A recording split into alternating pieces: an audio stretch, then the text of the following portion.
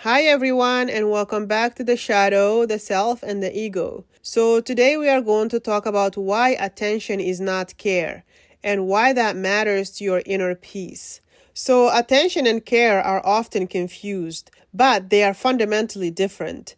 Just because someone or even you pay attention to something doesn't mean that you or they care about that thing. This distinction is crucial for understanding yourself, your relationships, and your personal growth.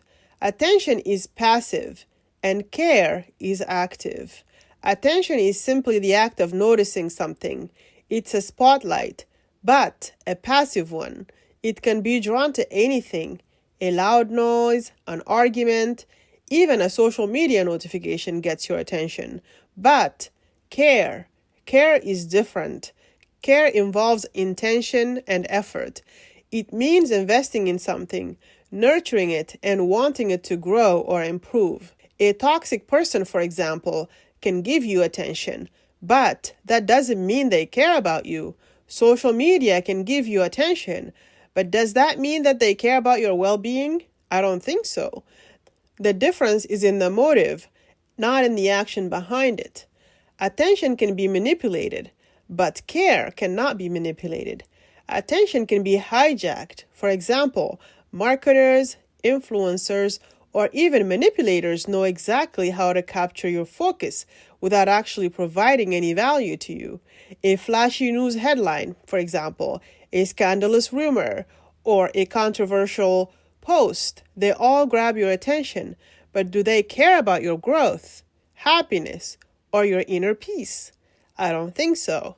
So, true care cannot be forced or faked. It's felt, it's consistent, and exists even when no one is watching.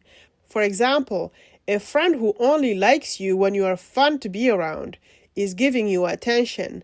A real friend who sits with you in silence when you are struggling is giving you care. So, care allows you to be human without fear of losing value. Do you see the difference there? Attention, on the other hand, feeds the ego, and care nurtures the self. The ego craves attention because it wants validation, but the self, the deeper, more authentic part of you, needs care. So imagine, for example, a child craving attention from a neglectful parent. The child may act out, seek praise, or even settle for negative attention because the ego, even bad attention to the ego, feels better than being ignored. But what that child truly needs is care, and that will look like affection, understanding, and guidance. So that's what care is. The same applies to you. Are you chasing attention, or are you giving yourself the care you deserve? Because care requires presence.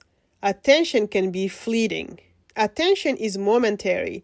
It shifts rapidly from one thing to another, but care requires presence. It demands time, patience, and commitment. So think about how you treat yourself. Are you just noticing your emotions, or are you truly caring for them? Are you aware of your pain, or are you actively working to heal it? Are you seeking attention from others, or are you showing up for yourself? These are questions you need to ask yourself, because real love isn't just paying attention to your needs, it's taking action to fulfill them. So now, let's talk about how to shift from attention to care. Number one, stop chasing attention, because attention is fleeting and it's empty. Seek real connections instead. Number two, turn your attention inward. Ask yourself, what do I truly need right now?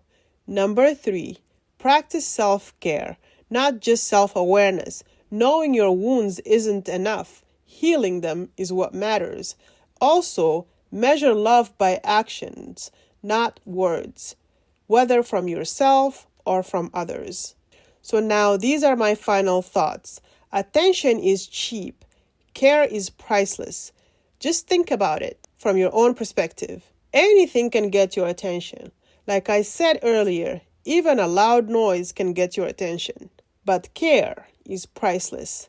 Attention makes you feel seen, but care makes you feel valued. If you want inner peace, you need to stop settling for meager attention. Give yourself the care that you truly deserve. I hope you enjoyed this. Thank you very much for listening, and I'll see you on the next one.